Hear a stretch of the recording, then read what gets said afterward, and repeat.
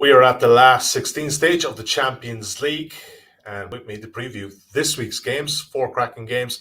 Jonathan Wilson from The Guardian, and also back from Cameroon. Jonathan, welcome back. Hope you're backing plenty of unders at AFCON because you're backing overs. Wasn't a good Always do.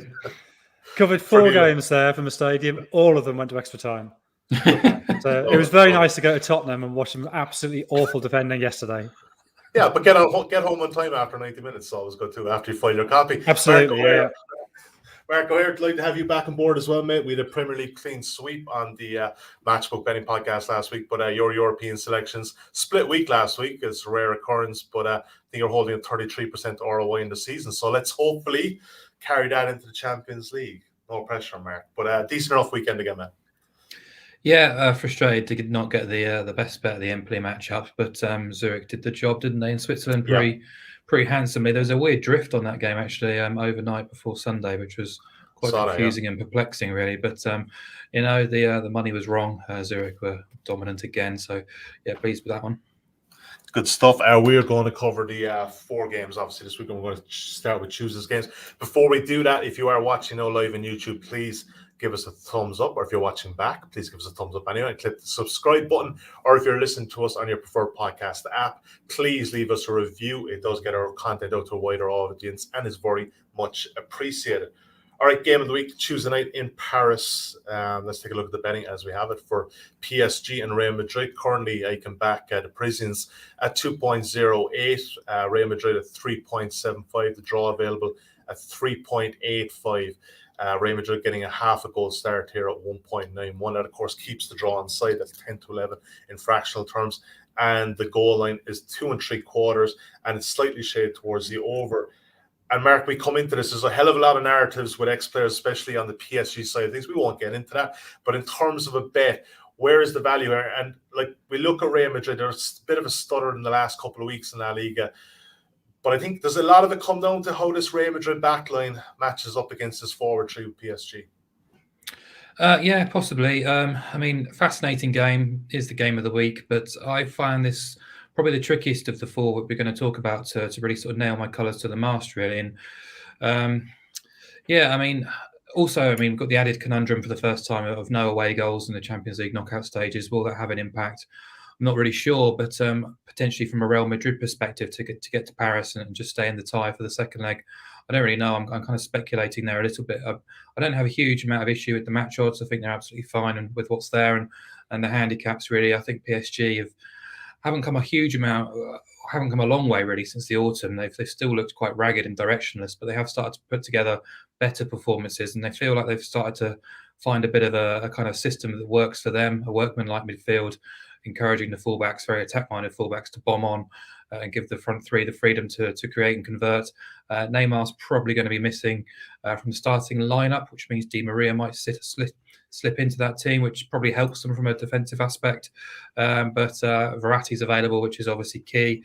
But yeah, I think we'll probably see a similar PSG setup as they did against Man City in Paris, but to try and protect and then break as quickly as they can in transitions. But I think from Real Madrid's perspective, it's all about Karim Benzema, and if he's going to be fit and available. Trained at the weekend, he is in the squad, missed the game against Villarreal, and I think they did miss him. He's not just a finisher, he's a link-up man, very intelligent footballer, and crucially for them as well, they've pretty much got a back 4 or the back 5 available. I believe Mendy will be okay, and then you've got Carvajal, Alaba and Militao, and obviously Thibaut Courtois probably one of their players of the season so far as well. So interesting matchup.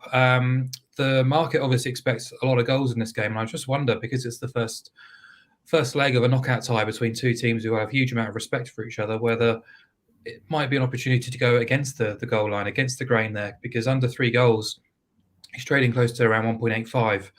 That requires 4 goals or more for the bet to lose, and that's the kind of bet which does appeal to me in these kind of high pressurized knockout stage matches, particularly in the first leg. So obviously it's not going to be a fantastic fun bet to sort of cheer on, and it might be kind of hiding behind the sofa opportunity. But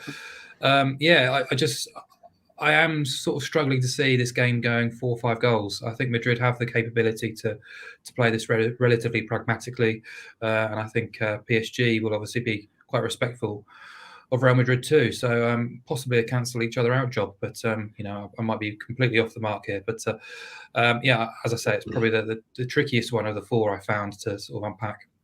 Yeah, and as you said, this is definitely isn't going to be our biggest bet under 3 goals, currently available 1.83.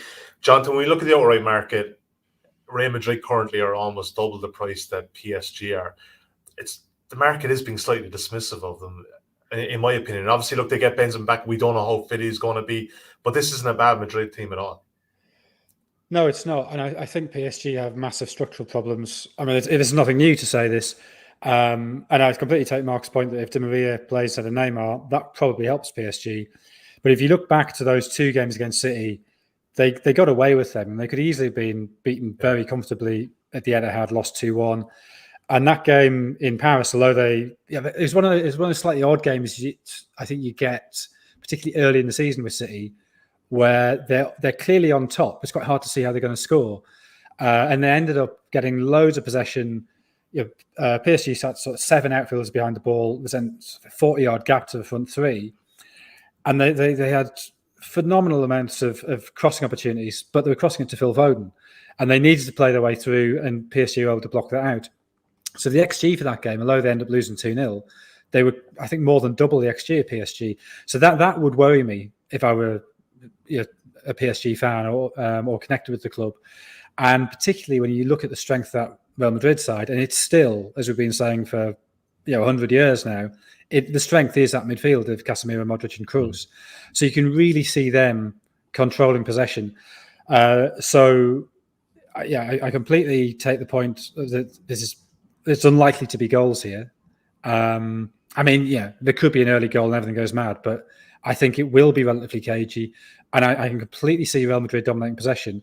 And that's why, to me, they look a bit long. And I think there's a bit of value backing them plus a half. It's just worse than evens. Yeah, it's 10 to 11 at 1.91. Madrid plus a half. I don't think it's going to be our biggest bets of the week by any means, but it's just we're going to have a bet. We're probably envisioning a closer game, and obviously you want to be with Madrid plus a half there on the side at 1.91. All right, let's move swiftly on. I think there's probably more of a confidence selection in this next game. It's Sporting against Manchester City. Jonathan, I'll start with you for this one. But first of all, let's take a look at the betting as we have it. No surprise to see Sporting here at 11 to 1, 12.0 at home. Man City at 1.31. The draw available at 6.0. Sporting getting a goal and a half start, 2.06. And you can back Man City minus 1.5. Obviously, won by 2 goals or more at 1.87, which I would envision that'd be a pretty popular bet this week. Under 3 is available at 1.89. You can back over 3 at 2.02. Jonathan, you look back over the weekend, there was a fiery affair against Porto. 3 players sent off in Sporting. Obviously, unusual to see a Conceição side not have as many players sent off or have the most players sent off in a game. But what are you making of Sporting's chance there? It's been a while since they've been in the knockout stages, and they conceded a lot of goals in the group stages. Yeah, they did, and their form this year has been a bit weird. I mean, 6 wins, a draw, and 2 defeats. You have a defeat to Braga and Santa Clara, which are pretty hard to explain. Set against that, you got the fact that they got the draw against Porto. They had the win away against Benfica. So maybe there was just sort of a post-Christmas wobble. I think the absence of Conchalvas in midfield is a big loss for them. You contrast that with City, who were able to rest a couple of players against Norwich at the weekend. But I almost sort of feel it's not irrelevant how Sporting are playing, but City are so good at the moment. In the last 20 games, they've won 18, drawn 1. The only one they've lost was the game against Leipzig at the end of the group stage when they were already through. And I think the other factor to bear in mind is the way I think they've really been practicing playing this probably for a year, 18 months. And I think COVID sort of messed it up a bit. But trying to control games more, particularly in European away games, I think they've become very good at getting 5 outfielders behind the ball. You can see the structure they're set up to do that. I think that's why we start to hear more complaints about their sort of sterility. There's something slightly cold about their excellence at the moment. And it's not just that they're relentless. It's that there's this sense that they're almost impenetrable.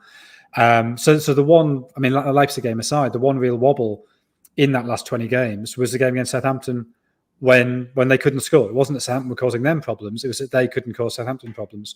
So I think, on the evidence of a group stage, on the evidence of recent previous away knockout games, City will try and control this. I think they're going to be far too good for Sporting. So City to win and under 3.5 goals seems sensible to me. Yeah, it's currently available at 2.22. There's very few ways in when a team is 1.31, so it's probably a good option there. Mark, an agreement on that? Like you said, it's so hard to go against City, but I mean, look, Sporting's last time here at this stage, they lost 12-1 on aggregate to Bayern. It's a long time ago, but it's hard to envision them coming through this one. It is a long time ago. They've come a huge distance under Ruben Amorim. I'm a huge fan of his. I think he'll go on to bigger and better things across Europe at some stage. He's transformed that club almost overnight, similarly to how Thomas Tuchel did at Chelsea, really. They were effectively the erratic third wheel in Portugal's big three, but he turned them into a consistent and dominant force. But, the Champions League, they've been quite erratic again, and certainly in some matches he's been criticised for being a bit too gung-ho, trying to take their domestic form into the European stage, and it's been quite difficult for them and come back to bite them, really. So I'm expecting them to come into this game a bit more pragmatically. I thought they played brilliantly for first half away at Porto before they lost their heads. And I think that's the issue with Sporting. Sometimes they can lose their heads in the heat of battle. Defensively, they are pretty rigid, very physical. Going forward, they've got a threat from set pieces. They can be quite intricate and expansive, but I think it's all about kind of trying to stay in the tie for the second leg. But ultimately, they're, as the market suggests, they're very much underdogs, massive underdogs here. And I think City, the way in which they're going, as Jonathan said, it's difficult to oppose them in the current groove right now. So I expect them to monopolise possession territory, get the goal, and protect what they've got and move on. It's kind of City's way at the moment. So yeah, I'd agree with City to win and under 3.5 goals. Reasonable odds against Price. Jonathan, just before we come off this, in terms of Man City, we've been down this road before with Pep. Is this finally going to be their year? They're current outweigh favourites at 3.8. I'll put you on the spot again. I think I put you on the spot at the start of the season. Is it going to be their year? Well, I let me ask the question slightly differently. Are they the best team in the world at the moment? Yes. Yeah. Does that mean they're going to win it? No, because you always have that doubt with Pep that could he do something really daft at the last minute? And it's one of the that is the great fascination with City. If they'd won 3 Champions Leagues in a row, I think it would be thoroughly bored of them. But that is the one remaining fascination, that little glitch that when it really comes down to it, Guardiola has that tendency to just pick a very odd team, as he did in the Champions League final. And the odd thing last season, he got the semi-final so right, and you thought, finally, he settled down. Yeah. And then, I remember the team sheet coming in for the final, and just sort of think, what has he done? What's happened? And I think Tuchel had got in his head with the 2 wins in the FA Cup and the league. And that sort of magnified the issues he already felt in the later stages of the Champions League. So, yeah, there's no doubt about City's quality. The doubt is, could Guardiola pick a very strange team at some point? Yeah, I think they're fair favourites anyway, 3.8 currently. All right, we move swiftly on to Wednesday night to Milan. Inter take on Liverpool, and we'll take a look at the betting areas. Mark, I'll start with you for this one. Currently, you can back Liverpool away at 2.14. You can back Inter home at 3.65. The draw available at 3.7. You're getting the main Asian handicap line. You're getting Inter with a half a goal start, very similar to the Madrid game. That keeps the draw on side. You can back that at 1.84 and 2 3/4. Is the total. Mark, Inter, the last couple of weeks have gone slightly off the boil. Simone Inzaghi came in there. They're playing with a good system. Barella's a big loss. I actually forgot he was out. Obviously, he picked up that card in match day 6. He's a big loss there in the middle. It's got to be Liverpool here, right? 2.14. But what way are you thinking? Yeah, I'm quite bullish about Liverpool this midweek. They've already won at San Siro this season, beating Milan 2-1 on match day 6 when they'd already qualified for the last 16. Klopp was able to make changes to his Liverpool team. They still looked to cut above Milan that day, deservedly did 1, as they did at Anfield on match day 1 or 2. I think it was match day 1. But yeah, ultimately progressed from the group of death with a perfect record. And Atleti and Porto are no easy meets, but Liverpool came through it with flying colours.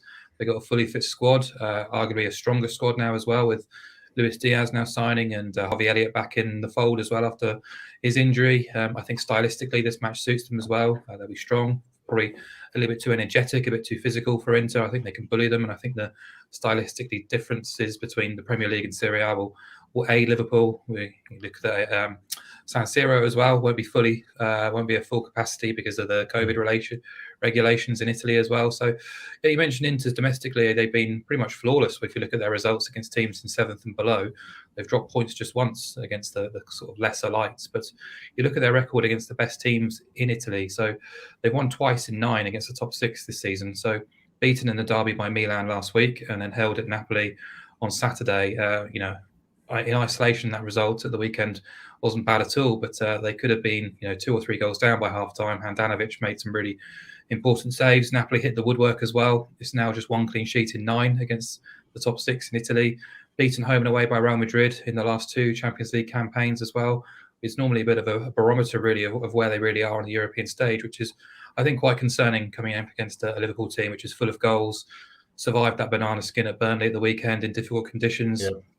Lost just twice across all competitions all season, and they've scored at least twice in every game bar 5 in the Premier League and Champions League this season. So I think it's very difficult to oppose Liverpool at the moment. You mentioned Barella being suspended. I think Bastoni's out as well.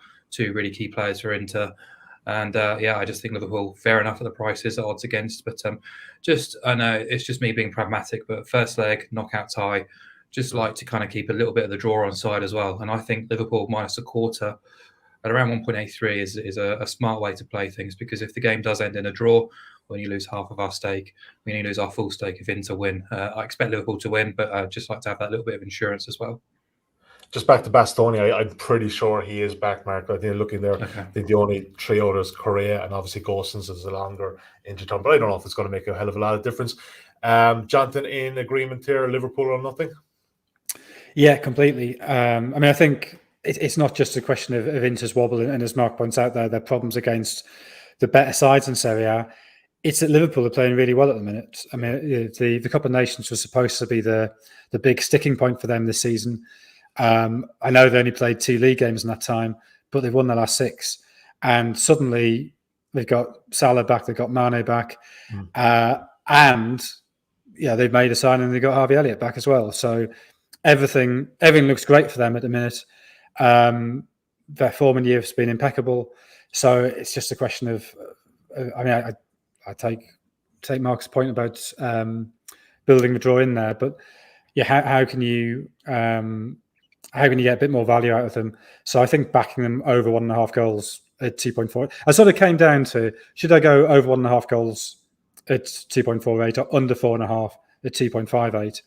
And I ultimately thought, well, which is more likely, Liverpool to win 1-0 or to win 3-2 or 4-2 or 4-1? Yeah. Actually, they're more likely to win 3-2 or 4-1 than 1-0. So let's go Liverpool win over 1.5 at 2.48 for me. Yeah. That's not a bad price, and obviously those markets are available at matchbook.com. Just for the benefit of this one, though, I'm going to be slightly safe for Jonathan. We'll take Liverpool minus a quarter of a goal. So that'll appear on the site at minus 0.0/0.5. So if it is a draw, you only lose 50% of your stake. So we can play on to the next game, which is Salzburg against Bayern. Let's take a look at the betting as we have it at matchbook.com. You can back Salzburg here. A lot of injuries, Salzburg, 6 pretty key players out through injury. 8.4, Bayern at 1.38. The draw available is 6.0. Salzburg getting 1.5 goals start at 1.93, and 3.5 is the total. 1.91, slightly shaded towards the under. Jonathan, there's slight kind of paradoxical terms about this Bayern team at the moment. Obviously, look, we saw that last weekend. I don't think anyone saw that coming. 4-2 at Bochum. They did seem that is there a bit of arrogance with this Bayern team, though, sometimes in the lead up to these big European games, when they know that, look, no one's really going to catch them in Germany anyway. But the way I looked at it at the weekend, they just went like this, almost like 5 strikers, and left Kimmich on his own, literally trying to man the midfield. That probably won't happen this time. Yeah, quite. I mean, I think when, occasionally early in the season, Bayern, I think, sort of struggled to settle into a rhythm. But essentially, if they lose during the season, it's because they've taken off the ball a bit. And I think it's not just the Bochum game. If you look back at the Gladbach game, which is about a month ago now, which is very similar with sort of, what are they doing? How have they lost that? I don't know. I find Salzburg quite hard to work out. It's partly just because of, it's the Austrian league, and so you never quite know. But when I watched a bit of them, was back in November, and they were pretty bad. But that was when they had their wobble. I think did they win 2 games in 7 in November? It was something like that, which was why towards the end of the group stage I was sort of very uneasy about them. But they've won 5 in a row now, 3 of them before their winter break, 2 of them after. I never quite know what the winter break does for sides, whether it freshens them up or whether it ruins their rhythm. As you say, they've got all these injuries. They have got Jerome Onguene back from a couple of nations. I think Šeško being out, Bernardo being out, really big absences for them. But then Bayern have got probably 4 out as well, with, Davies, obviously, Neuer, Goretzka, Musiala. So I don't know. I think it's very hard to see anything other than a comfortable Bayern win and goals. So do you go Bayern to win an over 2.5, 1.76, or do you extend that a bit and get greedy and go over 3.5? I think probably just over 2.5 at 1.76. Alternatively, Mark, you can come in with Bayern at BTTS at 2.56, and that's obviously, you're hoping that Salzburg get in the goal sheet. But as Jonathan touched on it there, moving Hernandez out to left back is going to be a bit of a minus for Bayern as well, because Upamecano, he looked all at sea there at the weekend. Yeah, I think the worst result possible happened for Salzburg at the weekend with Bochum doing that job, because you don't want to meet an angry Bayern, a Bayern which is more focused, motivated, keen to put those wrongs right, really. And we have spotted a few weaknesses in the Bayern team over the course of the season. They do give you opportunities in transitions and counter-attacks. Nagelsmann pretty much admitted he noticed there was a different sort of mood around the camp before the match, and he probably should have noticed it and made amendments to his team selection. But I expect them to be bright on it this time around. Salzburg, I've been underwhelmed by them this season, in all honesty. I think the group stage wasn't fantastic from them. In an odd group, actually, it must be said. But this is their one chance, really. If you look at the last season, they played Bayern twice. They lost 6-2 and 3-1. But you think if they're going to have any opportunity of giving Bayern a game, it has to be at home. And they'll be looking at Bayern and saying no Neuer, no Davies, no Goretzka. 3 key players, really. And you mentioned the team sheet that he played against Bochum.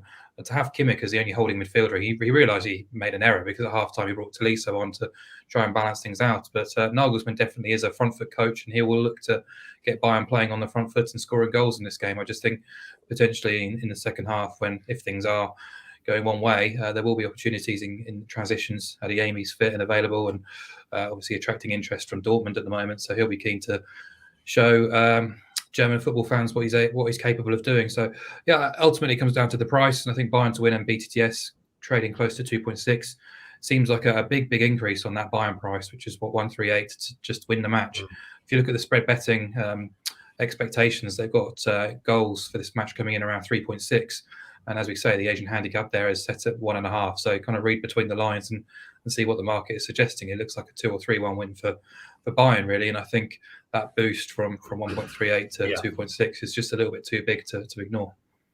Yeah, look, they're very similar angles, what Jonathan gave there as well. But let's take maybe Bayern and BTTS just for the bit of juice and the price, and we probably do fancy Salzburg to get on the score sheet at some stage. Let's do a very quick recap of what we got. So just before we wrap up with best bets, folks, we have 2 bets in PSG Madrid under 3 goals. That was Mark's selection of 1.83. Jonathan fancies Madrid plus a half a goal at 1.91. Broad agreement there in City to win and under 3.5 goals, 2.22. Liverpool minus a quarter of a goal at 1.83, and Bayern at BTTS at 2.56. If you don't have a Matchbook account, you do want to get involved today. Pretty decent sign-up offer. It's a £20 sign-up offer. Full terms and conditions of this offer can be found at insights.matchbook.com. Use the bonus code INSIGHTSRF when signing up to avail of this offer. You'll be taken care of from there. So plenty of action to be getting stuck into, not just for the Champions League, but for the weekend Premier League ahead. All right, we'll get to best bets. We've touched on already very quickly, Mark. It's Liverpool for you, minus a quarter. Yeah, I was pretty much aligned with Jonathan's selection as well, but just for a bit of something a bit different. I think I'm confident on Liverpool. I think they will get the result, but it's just nice to have the draw on side, particularly in these kind of first leg knockout ties. I think Inter will miss Barella, but also they'll miss the full stadium of the San Siro on a European night. It's important, I think, at this stage of the competition, particularly against a fully fit and available Liverpool squad, which is in great form. So, I like the away team. I misquoted the price there in my recap. It's actually 1.86. Jonathan, City for you, and you've obviously paired it with under 3.5 goals in Portugal. Yeah, I mean, I wonder if it's worth just mentioning what difference the away goals or the absence of away goals will make, because I think people have got this all wrong. Like, people seem to assume it'll make away teams more defensive. If you actually look at the stats going back over the 50 odd years that the away goals rule was in effect, what it did was make the home team more defensive. It didn't make the away team more attacking. So if you remove that, then logically, we should get more open football. And I think in the MLS playoffs, where they removed it, I don't know, about a decade ago, they've seen almost no difference. So my suspicion is there'll be probably pretty much no difference made by the absence of away goals. If there is a difference, it might be slightly more attacking football on both sides. Having said that, I think City's way of playing now, particularly in big away games, is to try to control the game. So under 3.5 goals, and I think they're comfortably better than Sporting. So sitting under 3.5 makes sense to me. Yeah, and it's an interesting point regards to the away goals. It's probably one of those ones I think it's probably slightly overthought. A new feature we have in the weekend Premier League podcast specials. We're going to combine both those bets. Obviously, it's a bit tricky with Liverpool minus quarter goal, so we're going to be a bit more greedy. We're going to pick Liverpool to win and Man City to win, but under 3.5 goals in Portugal. That price will be up. It's going to be about 4.5, I see with the sportsbook. Hopefully it'll be about 4.6 at matchbook.com. That'll be up for Monday afternoon, so check that out. My thanks to Jonathan, my thanks to Mark. Great stuff as ever, gentlemen. We'll be back again next Monday to look at the next 4 fixtures in the last 16. Until then, the best of luck with your bets, and we'll chat to you soon.